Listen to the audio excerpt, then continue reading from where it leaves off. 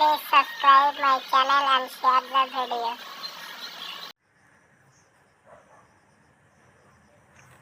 বাইজির ছদ্মবেশে হরিদার রোজগার হয়েছিল ৮ টাকা ১০ আনা। হরিদা পুলিশ সেজে দাঁড়িয়েছিলেন লিচু বাগানে। নকল পুলিশকে ঘুষ দিয়েছিলেন স্কুল মাস্টার।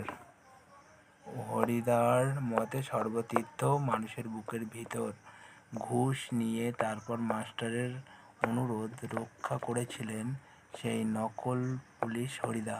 ঘুষের পরিমাণ কত? ৮ আনা। বাইজির ছদ্মবেশে হরিদার রোজগার হয়েছিল ৮ টাকা ১০ আনা। দয়ালবাবুর লিচু বাগানের ভিতরে হরিদা দাঁড়িয়েছিলেন পুলিশ সেজে।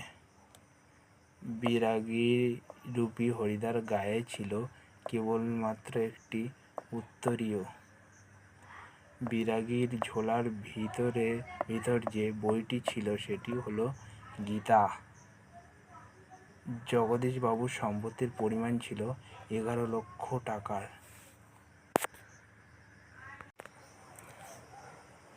জগদীশবাবুর বাড়িতে আগত সন্ন্যাসীর বয়স ১০০০ বছরের বেশি। প্রায় নাচতে নাচতে চলে যাচ্ছিল একজন বাইজি। বাসের ড্রাইভারের নাম ছিল কাশীনাথ। পরের প্রশ্ন, পাগলটা যা হাতে তুলে নিয়ে বাসের যাত্রীদের দিকে তেড়ে যাচ্ছিল তা হলো একটা থান-ইট। দুপুরবেলায় আতঙ্কের হল্লা বেজে উঠেছিল চাকের বাসস্ট্যান্ডে। কোথায়? চাকের বাসস্ট্যান্ডে। যারা বহুরূপীর সাজে হরিদাকে চিনতে পারে তারা বকশিশ দেয়। কত বকশিশ দেয়? ১ আনা ২ আনা।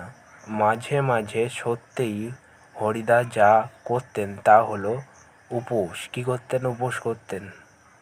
মাঝে মাঝে সত্যিই হরিদা যা করতেন তা হলো উপোস করতেন।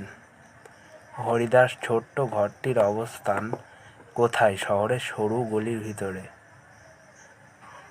হরিদার ঘরে আড্ডা দিত কজন? ৪ জন। সন্ন্যাসী থাকেন কোথায়? থাকেন হিমালয়ের চূড়াতে। ব্যাস, এনাফ।